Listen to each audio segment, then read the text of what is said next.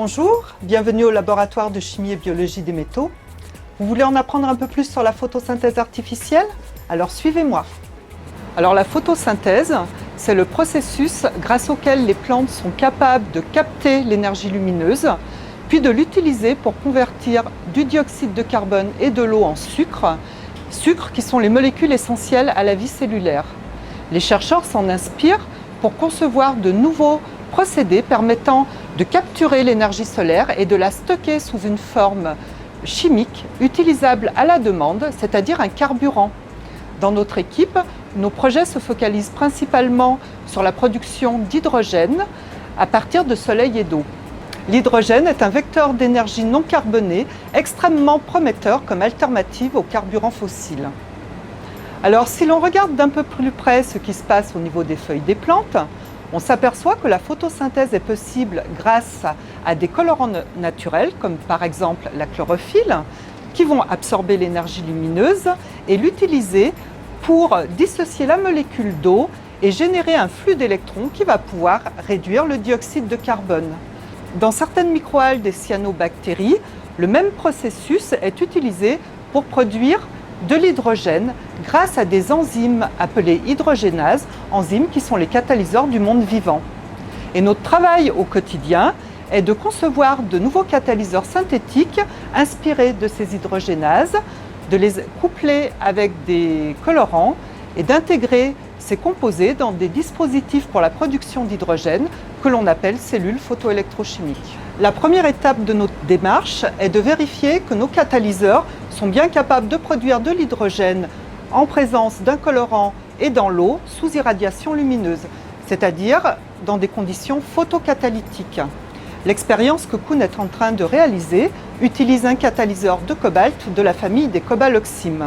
Donc ce catalyseur est mis en solution, de même que le colorant, ici l'éosine, et ces deux solutions sont introduites dans un réacteur appelé tube de Schlenk qui contient déjà de l'eau.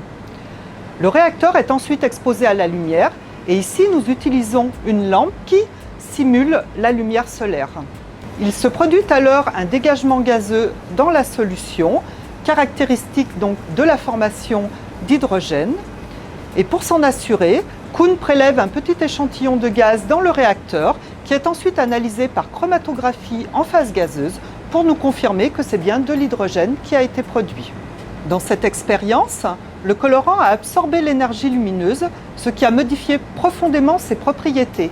Il a pu ainsi être capable de prendre un électron d'un donneur sacrificiel présent initialement dans l'eau et de le transférer au catalyseur. Le catalyseur réduit est alors capable de réagir avec les protons pour former l'hydrogène.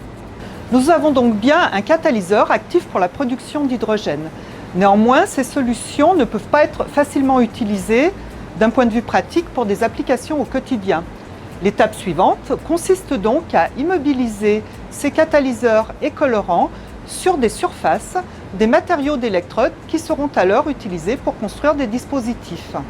Emmanuel est en train de préparer une électrode fonctionnalisée.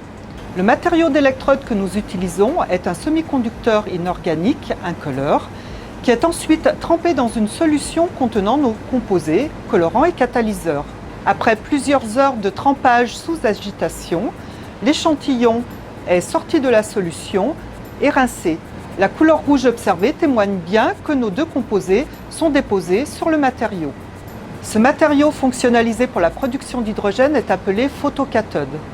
Différentes familles de photocathodes sont préparées dans notre équipe et celle que Duc utilise aujourd'hui va être testée dans une cellule photoélectrochimique. Le principe consiste ici à l'assembler avec une deuxième électrode appelée photoanode qui va catalyser la dissociation de la molécule d'eau pour fournir les électrons nécessaires à la production d'hydrogène au niveau de la photocathode. Ces deux électrodes sont ensuite plongées dans une solution aqueuse et le dispositif est exposé à la lumière.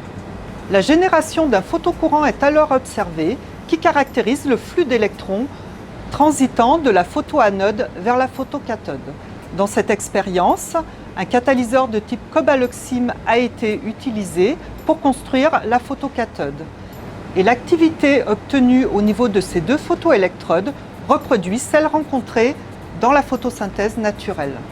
En collaboration avec l'Université de sciences et technologies de Hanoï, nous développons aussi une deuxième famille de dispositifs qui utilisent des cellules photovoltaïques technologiquement plus avancées et plus performantes.